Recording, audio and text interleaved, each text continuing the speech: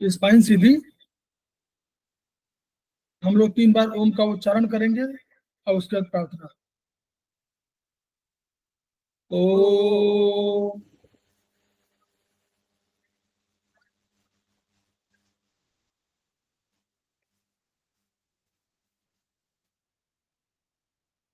ओ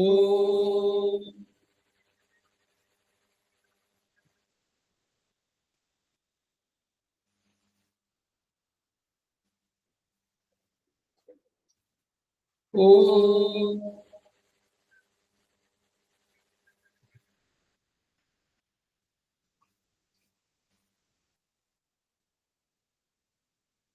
वह शक्ति हमें दो दयानिधि, कर्तव्य मार्ग पर डट जाए, पर सेवा पर उपकार में हम निज जीवन सफल बना जाए।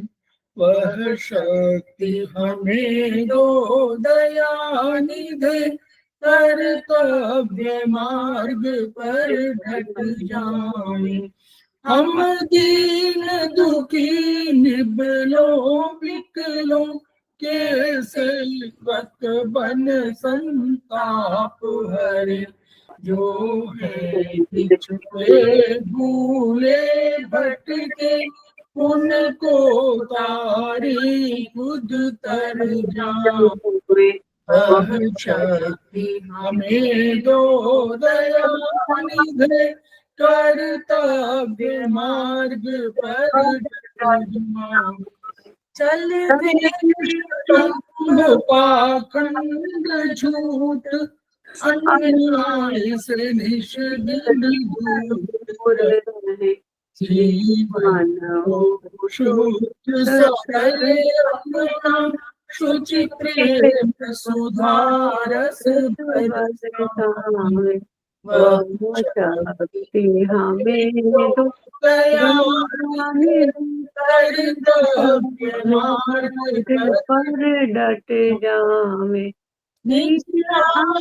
मान मर्यादा का प्रभु ध्यान रहे, अभिमान रहे, जिस देवभूमि में जन्म लिया, बलिदान उसी पर हो जावे। वह शक्ति हमें तो दयानिधि, कर्तव्य मार्ग पर डट जावे, पर सेवा पर उपकार में हम जीवन सफल बना जावे।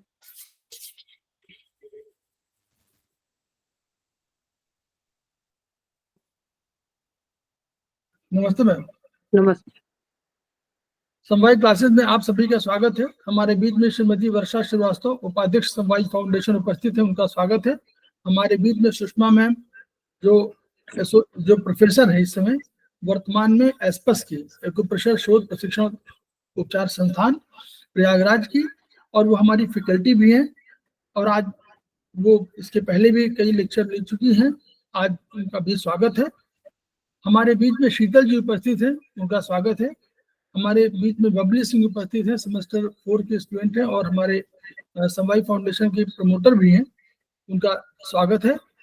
तो हम लोग समवाय फाउंडेशन के सदस्य हैं और हम लोग एक्यूप्रेशर शोध प्रशिक्षण एवं उपचार संस्थान प्रयागराज से संबद्ध हैं।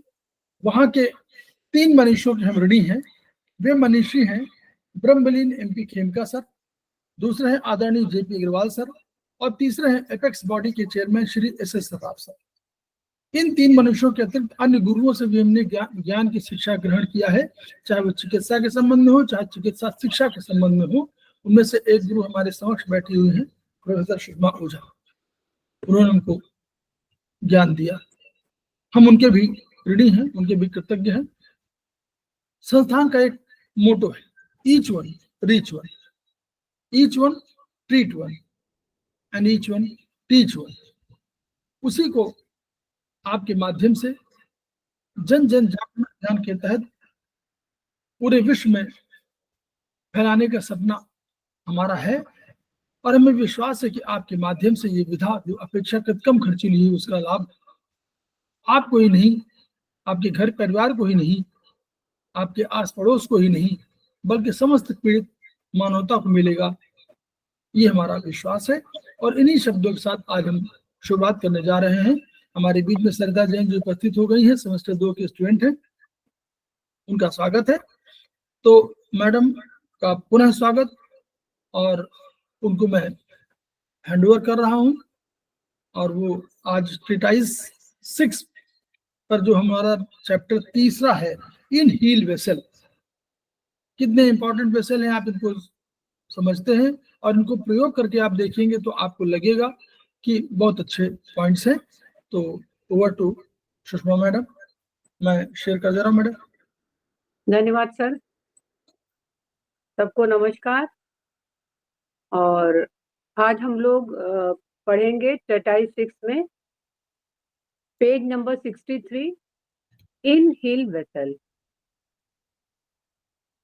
इसको इन क्यू मो वेसल्स भी कहते हैं और ये बहुत ही अद्भुत पॉइंट है। मतलब कि सिर्फ 2 पॉइंट से या 4 पॉइंट से बहुत अच्छे रिजल्ट आते हैं। तो जैसे कि पहले हमने पढ़ा था, रेनमो पढ़ा था, चोंगमो पढ़ा था, आज हम लोग पढ़ेंगे इन हिल वेसल। इसमें इन हिल वेसल में मास्टर पॉइंट लिया गया है K6 और कबल्ड पॉइंट में 2 पॉइंट लिए गए हैं। पहला है Lu7 और दूसरा है Ub62। 2 पॉइंट लिए गए हैं, Lu7 और Ub62। कहाँ से ये स्टार्ट हो रहा है? K8 से या K6 से स्टार्ट हो रहा है। और कहाँ कहाँ ये पास हो रहा है? ये through K2, K6, K8, St9, St12, Ub1 और इसका क्लेफ्ट पॉइंट क्या है? K8 है। तो अगर हम ट्रीटमेंट प्रोटोकॉल की बात करें तो अगेन वही है कि अगर मास्टर पॉइंट देना है मेल को तो लेफ्ट तरफ लगाएंगे और अगर फीमेल को देना है मास्टर पॉइंट तो राइट तरफ लगाएंगे और K6 दोनों जगह टोन करेंगे। और Lu7 या Ub62 दोनों नहीं लेना, या तो हम Lu7 लेंगे या Ub62 लेंगे, ठीक है। और ये सिडेट करेंगे हम लोग राइट तरफ। मतलब मेल है तो लेफ्ट तरफ आप मास्टर पॉइंट देंगे और कपल पॉइंट को राइट तरफ देंगे, लेकिन सिडेट करेंगे। अगर फीमेल है तो राइट तरफ मास्टर पॉइंट को टोन करेंगे और लेफ्ट तरफ सिडेट करेंगे। अब इस इन हील वेसल में कौन कौन सी एरिया हमारे बॉडी का कवर होता है? तो कौन सी बॉडी की एरिया कवर हो रही है? पहला हो रहा है inner side of the legs, यानी जो पैर का जो अंदरूनी भाग है, और एब्डोमेन और आईज, ये 3 एरिया जो बॉडी का इस इनहेल वेसल में कवर हो रहा है। और इसका एंडोक्राइनल फंक्शन कौन है? पेनक्रियाज है। पेनक्रियाज जो एक ऑर्गन है जो इंसुलिन नाम का एक हार्मोन सिक्रीट करता है, जो हमारे खाने में जो भी शुगर है, जो भी हम शुगर के रूप में, मिठाई के रूप में, मीठे के रूप में जो भी चीज हम खाने के रूप में खाते हैं, उसको ग्लूकोज में कन्वर्ट करके, ग्लूकोजॉन में कन्वर्ट करके और हमें एनर्जी प्रदान करती है। और यही पैंक्रियाज अगर ठीक से काम नहीं करती है या इंसुलिन ठीक से सिक्रीट नहीं कर रही है तो डायबिटीज नाम की बीमारी हो जाती है। उसमें क्या होता है, जो डायबिटीज पेशेंट होते हैं उनको कहते हैं आप मीठा खाना एकदम बंद कर दीजिए। और क्यों? क्योंकि अगर मीठा खाएंगे तो वो क्या होगा, इंसुलिन तो सिक्रीट हो नहीं रहा है, तो क्या होगा कि जो हमारे शुगर है वो ब्लड में ही घूमता रहेगा, वो एनर्जी में कन्वर्ट होता ही नहीं है। तो अगर ब्लड में घूमता रहेगा तो क्या होगा, हमारा ब्लड ठीक होता जाएगा और हो सकता है आगे चल के स्ट्रोक भी हो सकता है। तो पेनक्रियाज इसका एंडोक्राइनल वेसल है, पेनक्रियाज वेसल। और ये एनर्जी जो मूवमेंट कंट्रोल कौन कर रहा है? इनहिल वेसल। ये कंट्रोल कर रहा है upward movement of the in क्वी, यानी जो इन एनर्जी है उसका जो मूवमेंट है अपवर्ड, यानी जो भी ऊपर की तरफ मूवमेंट जा रहा है उसको ये इनहेल वेसल कंट्रोल करता है।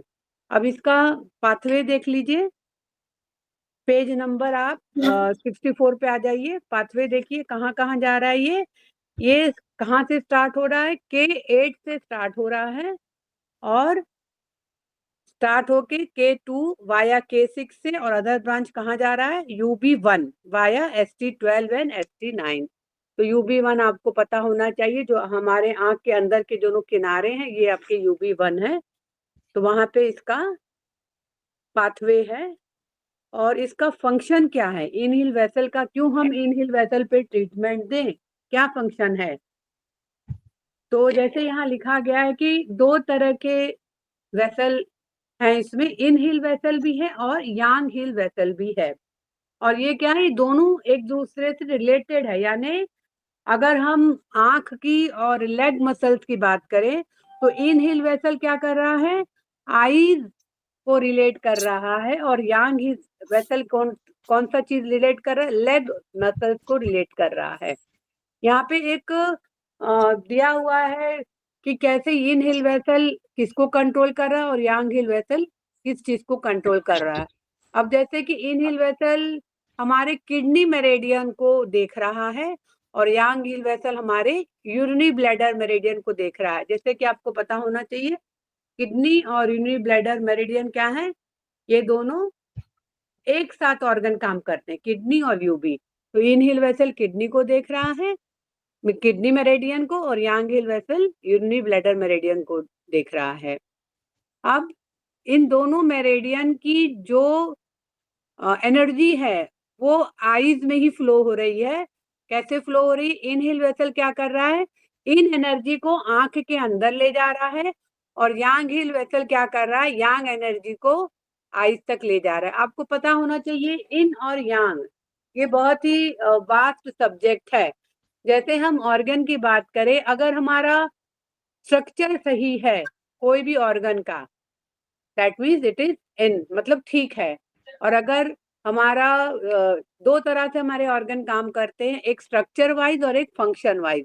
तो अगर स्ट्रक्चर वाइज ठीक है तो इसका मतलब इन हमारा ठीक है, और अगर फंक्शन वाइज हमारा कोई ऑर्गन बीमार है that means it is Yang wise है।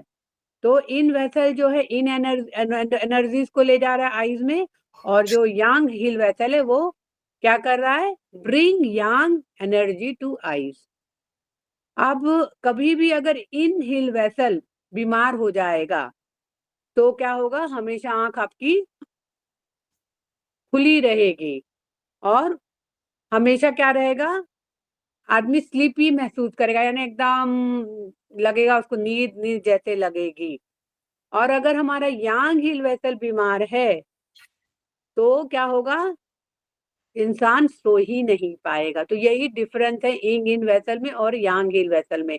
अगर इन हिल वेसल में बीमारी आ रही है तो हमेशा जो पेशेंट रहेगा हमेशा उसको नींद जैसा लगेगा हमेशा, और जो यांग हिल वेसल जो बीमार रहेगा तो हमेशा जो है पेशेंट नींद ही नहीं ले पाए, कैन नॉट स्लीप, यानी नींद ही नहीं ले पाएगा।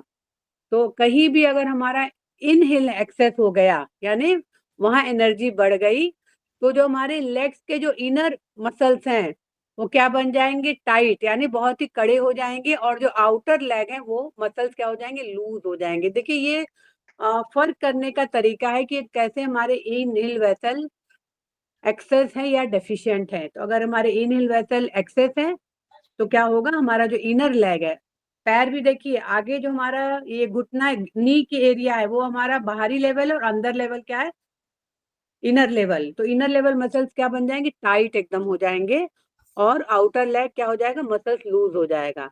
लेकिन अगर हमारे यांग हिल वेसल एक्सेस हो जा रहा है तो जस्ट उसका उल्टा हो जाएगा, यानी आउटर लेग मसल टाइट हो जाएंगे और इनर लेग मसल जो है लूज हो जाएंगे। तो देखिए कोई भी मसल हो, पैर का चाहे हाथ का, न लूज होना चाहिए न टाइट होना चाहिए, बराबर होना चाहिए। तो कहीं भी अगर हमारे मसल्स लूज हो रहे हैं या टाइट हो रहे हैं तो ये भी एक बीमारी शो कर रहा है। तो कभी भी अगर हमें अनिद्रा, दो तरह से बीमारी हो रही है, एक तो अनिद्रा यानी नींद ही नहीं आ रही है, और एक हो रहा है निद्रा यानी हमेशा इंसान सोया हुआ है, इसको लग रहा है कि हमेशा वो सोते रहना चाहिए। तो अगर अनिद्रा है तो उसको बोलेंगे इंसोम्निया, और अगर ज्यादा नींद आ रही है तो बोलेंगे हाइपरसोम्निया। तो इसमें कभी भी अगर नींद बहुत कम आ रही है तो हमेशा हम लोग क्या करेंगे, इन हिल वेसल को टोन करेंगे और यांग जो मेरिडियन है या जो यांग हिल वेसल के जो पॉइंट है उसको सिडेट करेंगे। तो फिर वही आपका प्रोटोकॉल, अगर मेल है तो लेफ्ट तरफ हम लेंगे मास्टर पॉइंट और राइट तरफ लेंगे हम क्या लेंगे, कौन सा पॉइंट लेंगे, लेफ्ट तरफ लेंगे मास्टर पॉइंट, राइट तरफ कौन सा पॉइंट लेंगे हम लोग, कपल्ड पॉइंट, क्या बोलते हैं, coupled point, master point and coupled point, ठीक है। और फीमेल्स के लिए फिर वही बात है कि अगर फीमेल्स को कोई प्रॉब्लम आ रही है, नींद नहीं आ रही है, तो K6 राइट साइड हम टोन करेंगे और UB62 लेफ्ट साइड हम सिडेट करेंगे, और UB1 लेफ्ट एंड राइट यानी दोनों तरफ या तो हम मेथी का दाना लगा देंगे या फिर हम स्टार मैग्नेट लगा देंगे, ठीक है। ये किसके लिए है, ये इनसोम्निया के लिए, अनिद्रा के लिए, यानी नींद नहीं आ रही है। तो अब सेकंड केस देख लीजिए, हाइपरसोम्निया यानी बहुत नींद आ रही है। अगर बहुत नींद आ रही है तब हम क्या करेंगे, इनहेल वेसल को सिडेट करेंगे और यांग हिल वेसल को टोन करेंगे, बिल्कुल जस्ट उल्टा कर देंगे। अगर नींद नहीं आ रही है तो इनहेल वेसल को टोन करेंगे, यांग हिल वेसल को सिडेट करेंगे। अगर बहुत नींद आ रही है तो यांग हिल वेसल को टोन करेंगे और इनहेल वेसल को सिडेट करेंगे। तो पॉइंट तो वही है, बस टोनिफिकेशन और सिडेशन खाली करना है आपको। तो मेल है तो लेफ्ट तरफ हम मास्टर पॉइंट लेंगे, अगर फीमेल है तो राइट तरफ हम मास्टर पॉइंट लेंगे। यहाँ पे बहुत अच्छा एक खेमका जी ने पेज नंबर 66 पे बहुत अच्छा कविता लिखी है कि घनघोर निद्रा जब सताए, नेत्र खोलने मुश्किल हो जाए, ऐसे में और कुछ नहीं इन आरोही उपचार चाहिए, यानी इन हिल वेसल का उपचार चाहिए। तो K6 लेंगे हम, टोन करेंगे और UB62 को सिडेट करेंगे और UB1 को left and right star magnet या मेथी का एक एक दाना हम बांध देंगे। ये तो हो गई नींद के बारे में, ठीक है, कि नींद ज्यादा आ रही है तो हम कौन सा पॉइंट लगाएंगे, और अगर नींद नहीं आ रही या बहुत कम आ रही है तो हम कौन सा पॉइंट लगाएंगे।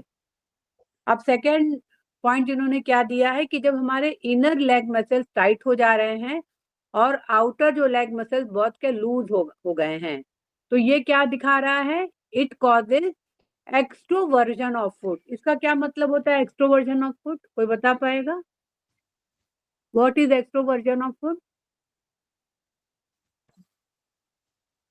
कोई? मैम लेग्स टेढ़े हो जाते हैं। नहीं, वो चलेगा तो अपना पैर बाहर की तरफ फेंक फेंक के चलेगा, जी मैम।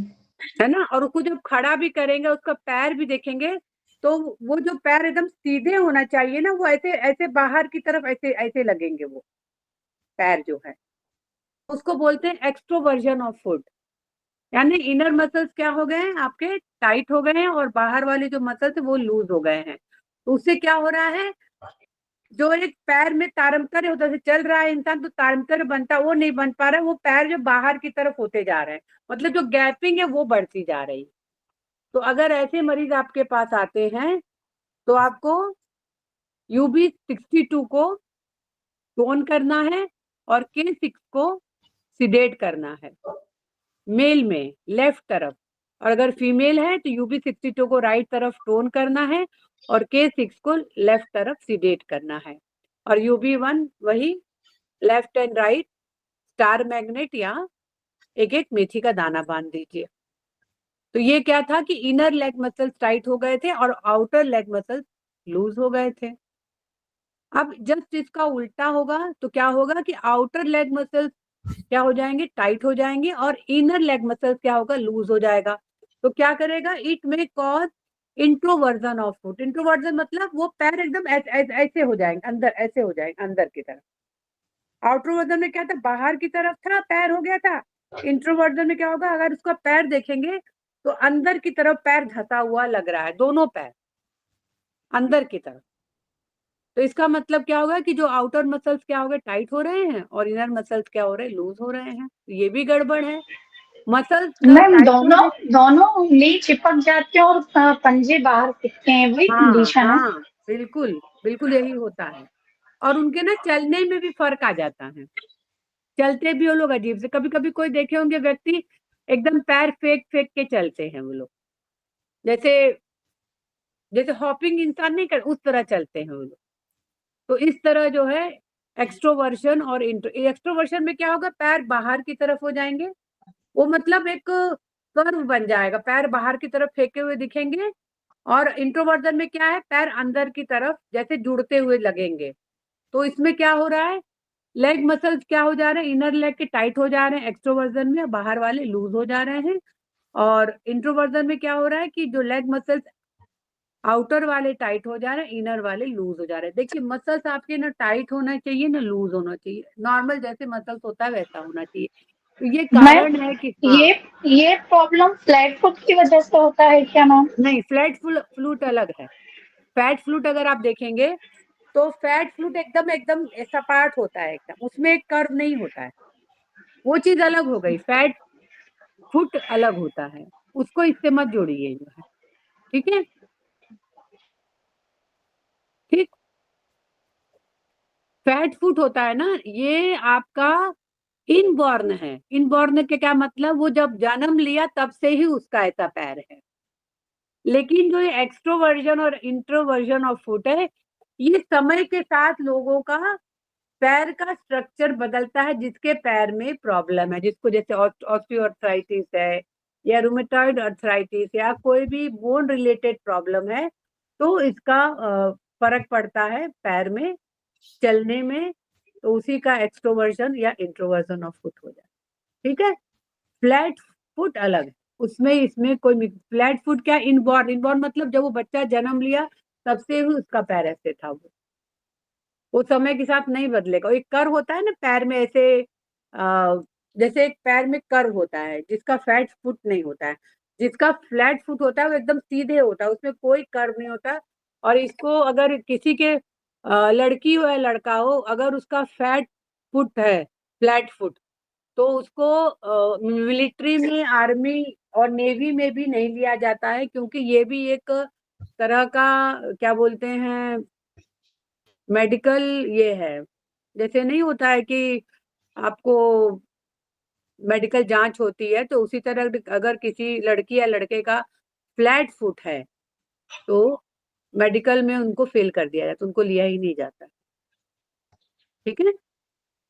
तो फ्लैट फुट अलग है, ये अलग है, ठीक। तो इनर लेग मसल्स अगर टाइट होंगे और आउटर लेग मसल्स लूज होंगे तो एक्सट्रोवर्जन ऑफ फुट हो जाएगा। और अगर आउटर लेग मसल्स टाइट होंगे और इनर लेग मसल्स लूज होगा तो इंट्रोवर्जन ऑफ फुट होगा। तो इसमें क्या है, आपके पॉइंट तो लगभग वही है, UB62 इसमें भी आप लेंगे और K6 भी लेंगे, ठीक है। अब फोर्थ केस क्या बताया है कि अगर हमारे मसल्स इनर लेग्स के बहुत ज्यादा लूज हो गए और फुट क्या हो गया, टर्न्स इनवर्ड, यानी जो पैर है वो अंदर की तरफ मुड़ते जा रहे हैं। क्यों मुड़ते जा रहे हैं, क्योंकि जो हमारा जो टाइट आउटर लेग मसल्स है उसके कारण क्या हो रहा है, पुलिंग इफेक्ट हो रहा है, और इसके कारण वॉकिंग में डिफिकल्टी हो रही है। तो क्या करेगा, person is prone to tripling. Tripling का क्या मतलब होता है, what is the meaning of tripling, कोई बता पाएगा, what is the meaning of tripling? A person is prone to tripling when the muscles of the inner aspect of legs are loose and the foot turns inward, यानी अंदर की तरफ मुड़ रहे हैं पैर, फुट यानी पैर, partly pulled by the tight outer leg muscles. So this makes walking difficult and a person is prone to tripling. Tripling का क्या मतलब होता है कि वो क्या कैसा होगा, हॉप हॉप करके चलेगा, यानी हॉपिंग मतलब जैसे उचक उचक के चलेगा, ऐसे ऐसे चलेगा उचक उचक के, ठीक है। तो अगर ऐसा कोई मरीज आपके पास आता है तो इसमें एक पूरा प्रोटोकॉल दिया हुआ है। K6 लेफ्ट तरफ लगाएंगे, LU7 राइट तरफ लगाएंगे, K8 लेफ्ट एंड राइट लगाएंगे और K8 हम स्टार मैग्नेट लगाएंगे फॉर 40 मिनट, जस्ट 40 मिनट तक लगाएंगे।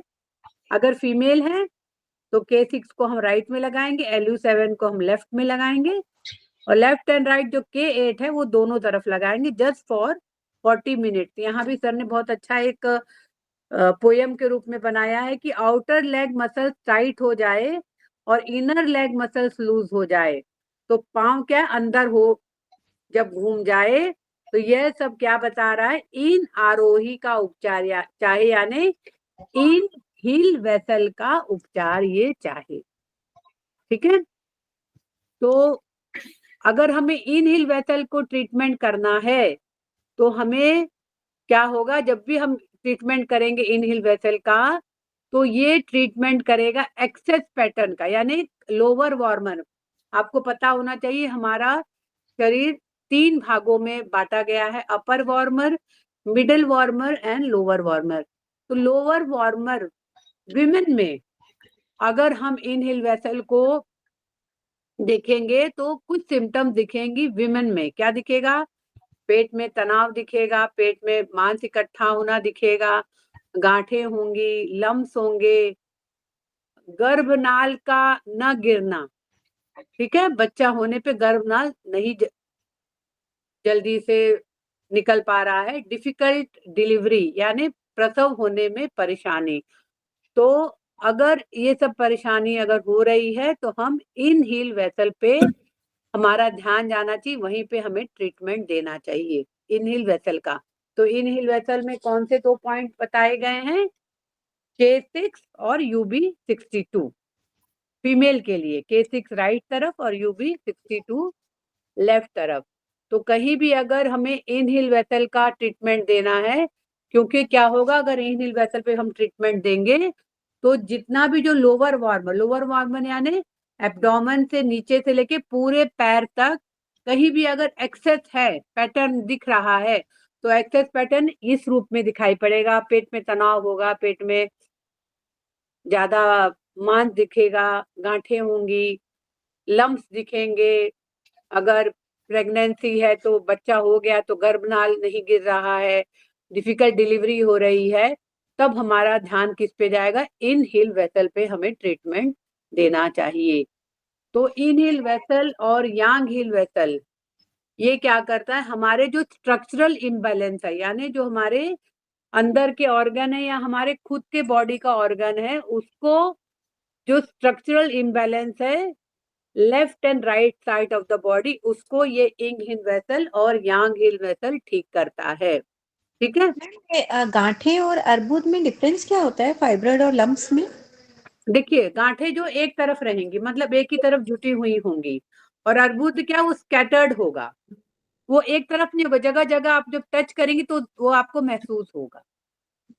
लम्प्स मतलब वो भी गांठ के रूप में है लेकिन वो क्या फैला हुआ है, एक तरफ जुटा हुआ नहीं, वो फैला हुआ है, दैट इज कॉल्ड लम्प्स, ठीक है। जी मैम। अब साइटिका लिखा है, देखिए साइटिका भी बहुत इम्पोर्टेंट ये है। साइटिका भी अगर किसी ने उस चीज को नहीं फेस किया तो बहुत अच्छी बात है, लेकिन अगर किसी को साइटिका हो जाता है तो इतना दर्द करता है कि इंसान चल भी नहीं पाता है साइटिका में।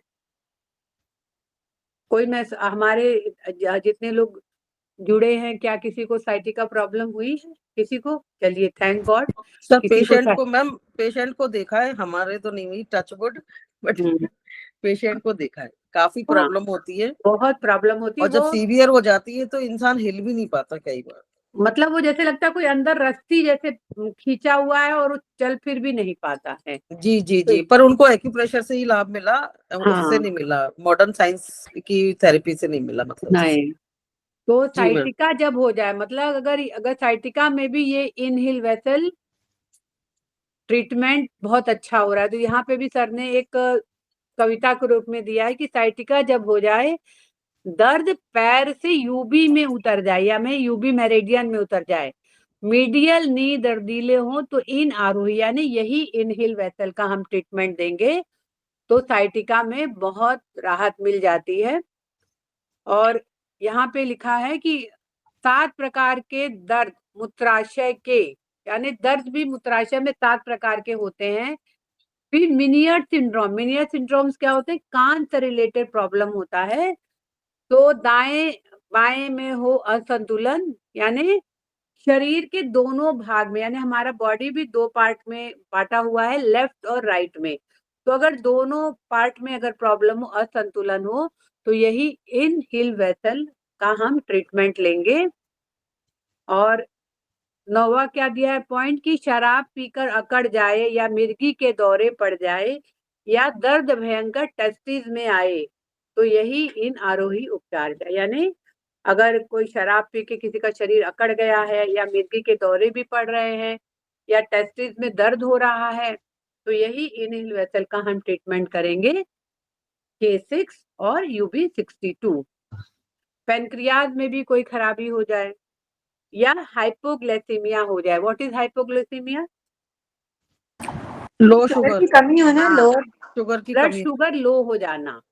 अगर ब्लड शुगर लो हो जाता है तो हमारे ब्रेन के न्यूरॉन्स, मतलब बोलते हैं बहुत ही हाइपरग्लाइसीमिया एक बार ये है कि चल जाएगा, लेकिन हाइपोग्लाइसीमिया हो जाने पे ब्रेन भी काम करना बंद कर दे, क्योंकि ब्रेन को भी तो खाना चाहिए ना, तो ब्रेन भी काम करना बंद कर देता है। और क्या लिखा है कि पेट या रक्त में जब कीड़े हो जाएं, यानी ब्लड में या हमारे पेट में भी कीड़े हो जाएं तो यही आपका इनहेल वेसल का हम ट्रीटमेंट करेंगे तो बहुत अच्छा हमें रिजल्ट मिलेगा।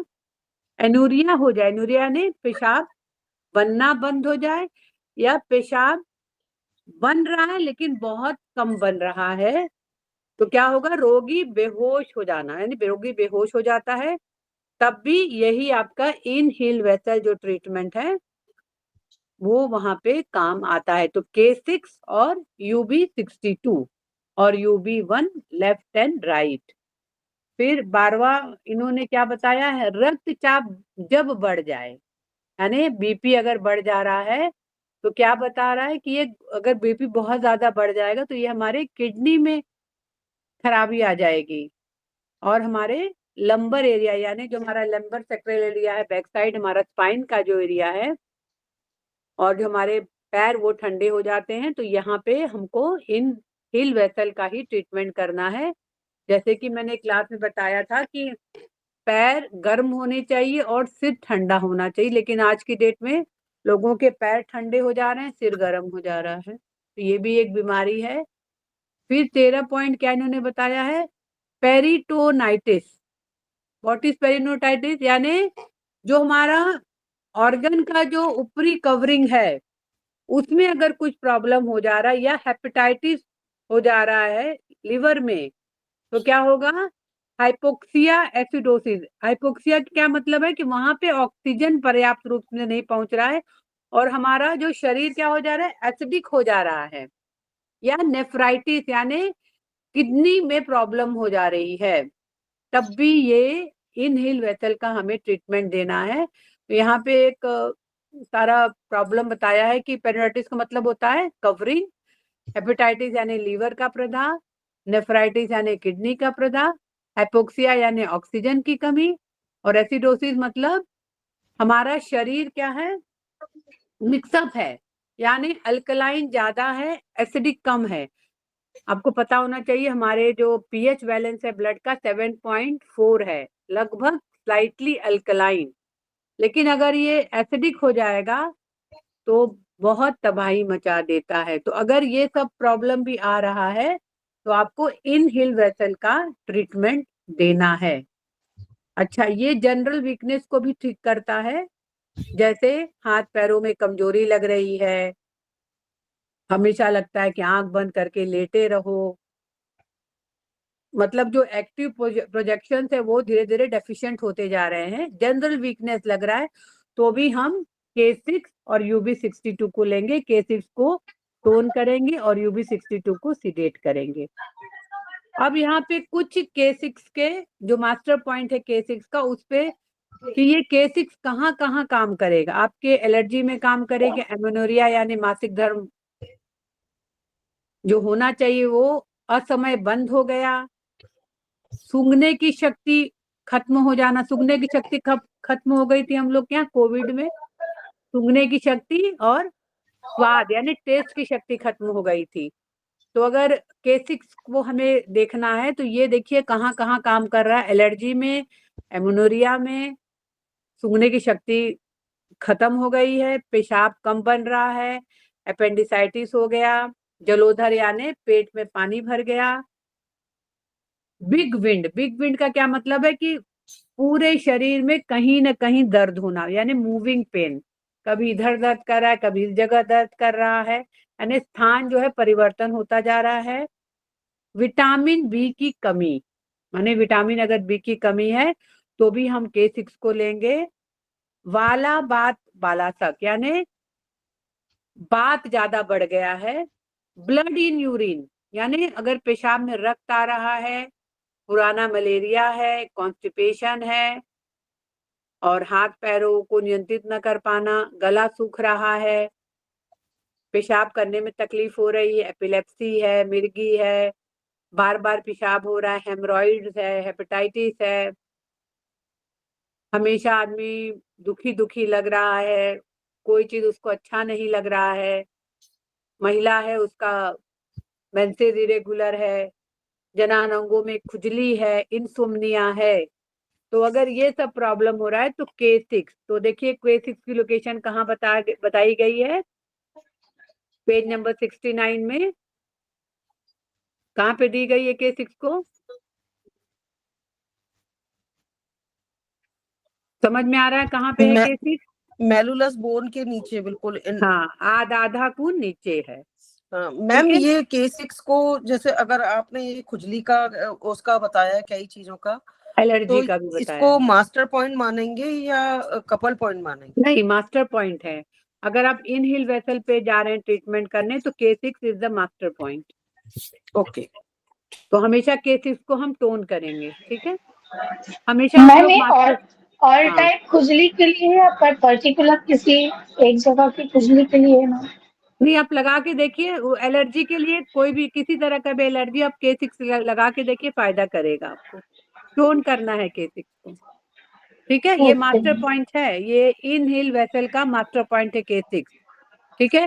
तो देखिए एक पॉइंट सिर्फ K6 है और उसने कितने सारे प्रॉब्लम्स को कवर अप किया है, मतलब एलर्जी से लेके इंसोम्निया तक, हेमरॉइड्स है तो, हेपेटाइटिस है तो, हार्ट बहुत दुखी है, एंजॉय नहीं कर पा रहा है जीवन, तो उसके लिए है, बहुत ज्यादा कमजोरी लग रही है, जनरल वीकनेस लग रहा है, बस कुछ नहीं करना है। आप K6 का आपका ओरिजिनल K6 है, उसी पे आप एक BM2 का टोनिफिकेशन एक मैग्नेट लगा के छोड़ दीजिए 12 घंटे के लिए, 10 घंटे के लिए।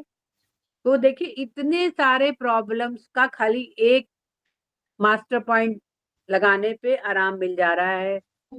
मिर्गी भी आ रही है, ये आपका बार बार पेशाब भी हो रहा है, कॉन्स्टिपेशन भी है, और अगर मैम पर ये सारी चीजें तो कभी एक्यूट भी होती हैं, एक्यूट में तो हमें हाँ तो सीधे एक्यूट होगी तो भी आप लगा सकते हैं। तब भी K6 को टोन ही करेंगे? हाँ, K6 को टोन ही करेंगे।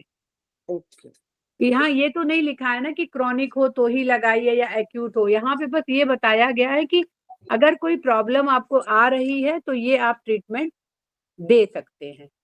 और हमने ये देखा है कि जितना हमारा एक्यूप्रेशर जितने जल्दी काम कर जाता है उतना जल्दी एलोपैथ नहीं काम कर पाता है, क्योंकि उसको आपने दवाई खाई और वो दवाई क्या करेगा क्या नहीं करेगा वो बात, इवन हमारे तो खेमका जी बोलते थे हम लोग को कभी भी किसी पैथी की बुराई नहीं करनी चाहिए। सॉरी, हम बुराई नहीं कर रहे हैं, लेकिन हमारा एक्यूप्रेशर ऐसा है कि वो तुरंत लाभ देता है, नुकसान तो नहीं करता लेकिन तुरंत लाभ देता है।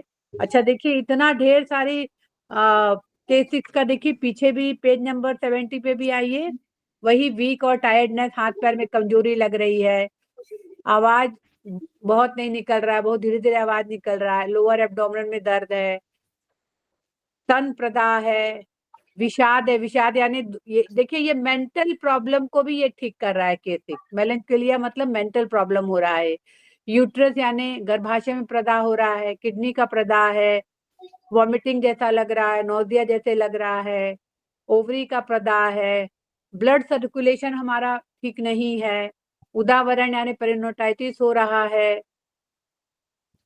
पेनिस ऑलवेज इरेक्ट और ईचिंग, उसका भी ये ट्रीटमेंट प्रोटोकॉल है। रेड एंड व्हाइट डिस्चार्ज यानी फीमेल्स के लिए, रिबेलियस मेंस्ट्रुएशन यानी मासिक धर्म का मार्गोल्लंघन, स्वोलन लेग्स यानी अगर किसी के पैर सूजे हुए हैं, सूजन है, सी सिकनेस है, स्टर्लिटी है, स्टमक अल्सर है, सीइंग स्टार्स और स्पॉट इन आईज यानी ऐसे देख रहे हैं तो आंख के आगे धब्बे धब्बे दिख रहे हैं, पतंगे आ रहे हैं, गंदा स्त्राव हो रहा है पेनिस से या वेजाइना से, हमेशा लेटे रहने का मन कर रहा है, वेजाइनल प्रोलैप्स है और एक्यूट पेन इन टेस्टिकल्स है या स्वेलिंग है लोअर एब्डोमेन या बैक साइड में, कोई भी कारण हो सकता है, लेकिन यहाँ लिखा है due to cold in liver meridian यानी लिवर मेरेडियन में कोल्डनेस के कारण एक्यूट पेन इन टेस्टिकल्स हो गया है या स्वेलिंग हो गई है या एक्यूट पेन और स्वेलिंग ऑफ लोअर एब्डोमेन या बैक। तो समझ लीजिए एक पॉइंट खाली है आपका मास्टर पॉइंट K6 और ये कितने सारे बीमारी को ठीक कर ले रहा है, कितनी सारी मतलब। हाँ मैम, ये हम मास्टर पॉइंट और जो कपर पॉइंट है, तो हाँ। मेल में हम K6 को लेफ्ट में टोन करते हैं और फीमेल में राइट में टोन करते हैं। तो मैम ऐसा भी कोई कंडीशन हो सकती है क्या कि उल्टा हो जाए या एक ही साइड दोनों लगाने होते हों कि K6 और नहीं L7 को एक ही साइड? नहीं नहीं मैम अभी जो हमारी यही शायद क्लासेस चल रही है ना, हाँ तो उनमें सोमेश तिवारी सर ने मतलब बताया है कि कई बार कंडीशन के अकॉर्डिंग आप देखना पड़ेगा कि अगर एक साइड ही प्रॉब्लम है तो एक साइड ही लगाना होता है इनको। अच्छा सुमेश जी ने बोला है। यस मैम, वो बोल रहे थे तो ये कंफ्यूजन था मैम, ऐसा है या नहीं? नहीं देखिए नहीं, सर उसमें हमारे वेसल्स का नाम बदल जाएगा ना, उसका वेसल का नाम बदल, अगर उल्टा होगा तो उसमें वेसल उसका नाम बदल जाएगा। नहीं नहीं, नहीं, नहीं, उल्टा नहीं, सुनीता एक ही साइड में, कह रही एक कि ही साइड सिंगल में दोनों पॉइंट, पॉइंट। सिंगल पॉइंट की बात कर रही नहीं। देखिए ऐसा है ना, ये ट्रीटमेंट है, ये बैलेंसिंग का ट्रीटमेंट है। इसके ट्रीटमेंट अगर देखो ऐसा है तो ट्रीटमेंट हमारे पास बहुत से है, उनकी बात नहीं कर रहे हैं। अगर इस एक्स्ट्राऑर्डिनरी वेसल में आपको बात करनी है तो आपको इस सिद्धांत का पालन करना है। उसमें बैलेंसिंग का सिस्टम है, उसमें ये नहीं है कहा दिया हुआ है किसमें। इसमें आप देखिए ना, लेफ्ट राइट दोनों दिया, अपर लोअर दोनों दिया हुआ है, यानी एक अपर लगा रहे हैं तो दूसरा लोअर, और अगर लोअर लगा रहे हैं लेफ्ट में तो राइट में आप अपर लगा रहे हैं, यानी ये बैलेंसिंग का सिस्टम है। इसका ट्रीटमेंट जो है ये इसी हिसाब से होगा। और दूसरा ट्रीटमेंट हमारे पास बहुत सारे, चाइनीज है हमारे पास, चाइनीज ओरिजिनल चाइनीज TCM है, TCM है, आयुर्वेद है हमारे पास बहुत है, YNM है।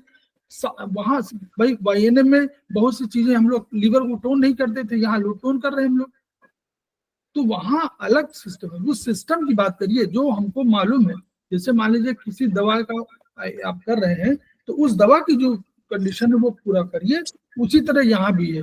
जो एक्स्ट्राऑर्डिनरी वेसल से जब बात करते हैं तो आपको एक ही तरह करना है, उसमें दो नहीं करना। उसमें मेल फीमेल का कंसेप्ट जो है वो इन और यांग की वजह से है। वो कहीं लिखा भले ना हो, लेकिन जिन्होंने सर्च किया है उन्होंने इन यांग के सिद्धांत पर किया हुआ है। मेल को इन यांग मांग रहे हैं और फीमेल को इन मांग रहे हैं, इसलिए उन्होंने राइट को टोन करने के लिए कहा और वहां पर लेफ्ट को टोन करने के लिए कहा हुआ है। तो उसकी एनर्जी के लेवल पर है। आगे चल के आपको बहुत से मालूम होगा, यही कंसेप्ट तमाम सामाजिक उसमें भी है कि लेफ्ट माना जाता है कि बड़ा पावरफुल है। तो हर चीज का अपना कंसेप्ट है, उस कंसेप्ट का पालन करिए, कोशिश करिए। थेरेपिस्ट आप हैं, इसमें इस वाले में जब कभी सेकेंड पॉइंट आपका मतलब जो कपल पॉइंट है उसको पहले निकालना हो तो पहले निकालिए। हम ये नहीं कह रहे पेशेंट से आप अपेक्षा करिएगा, पेशेंट को मालूम ही नहीं होगा इस सिद्धांत को, लेकिन आप अगर करें तो आपको मालूम है। और स्पेशली जब आप 4th सेमेस्टर में ये पढ़ रहे हैं तो आपको ये जब उतना अनुभव हो जाएगा तो आपको मालूम होगा कि अपने उन सिद्धांतों का पालन जरूर करना है जो हमारे नॉर्मल उसके हैं। और ये भी समझ लीजिए कि इसकी एनर्जी जल्दी बढ़ेगी एज YNM। जिस तरह YNM में एनर्जी जल्दी बढ़ेगी वैसे इनकी एनर्जी भी जल्दी बढ़ेगी। इसलिए धीरे धीरे आपको ये भी सीखना है कि आप इन्फ्लुएंस निकालना सीखिए। सबको मैं कह रहा हूँ, सजेशन कर रहा हूँ कि कोशिश करिए आप कोई एक पेशेंट भी हो तो उसको आप इन्फ्लुएंस निकालने का तरीका आज सीखेंगे तो आप 2 महीने में सीख जाएंगे, 3 महीने में सीख जाएंगे, 4 महीने में सीख जाएंगे। लेकिन अगर शुरुआत ही नहीं करेंगे तो सीखने का नहीं आता। सीखना शुरू करिए क्योंकि इसकी एनर्जी जल्दी घटेगी, जल्दी बढ़ेगी। YNM आप लोग सीख रहे हैं, YNM जो पॉइंट लगा रहे हैं उसके पॉइंट 12 घंटे नहीं लगाने होंगे।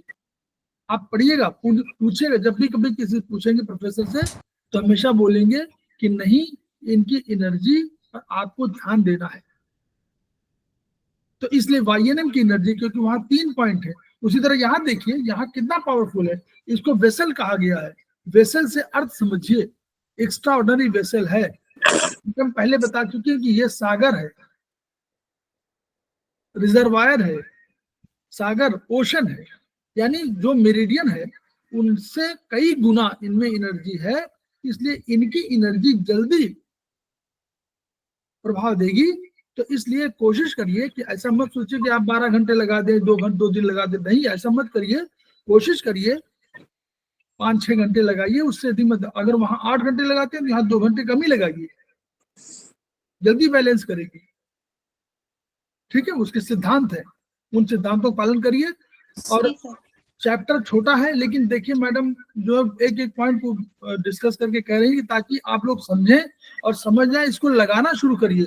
इस तरह के सिम्टम बहुत से लोगों में दिख रहे होंगे, बहुत से लोगों को महसूस हो रहे होंगे, उन सिम्टम में पालन कीजिए। 2 घंटे 3 घंटे लगा के देखिए, अगर आपको अच्छा लगे 15 मिनट में ही मालूम हो जाता है कि वो सिम्टम हमारे सूट कर रहे हैं। सूट कर रहे हैं मतलब हमारी जो ये प्रोटोकॉल लगा रहे हैं ये सूट कर रहा, कैसे मालूम पड़ेगा? आपको अच्छा लगने लगेगा। अगर आपको नींद आ रही तो नींद कम आनी शुरू हो जाएगी। तो ये सिम्टम है, उसको लगा के देखिए। सभी लोग जो लोग भी ऐसा फील करते हो कि कमजोरी लग रही हो, नींद आने की कोशिश कर रहे हो, उनको लग रहा हो कि हम काम नहीं कर पा रहे हैं, नींदी रह रहे हैं, एनर्जी लॉस हो रहा है, उसको लगा के देखिए। ये एनर्जी इन हील माने क्या हुआ? इनसे नीचे एनर्जी बढ़ी हुई है जिससे ऊपर ले जाने की कोशिश कर रही है।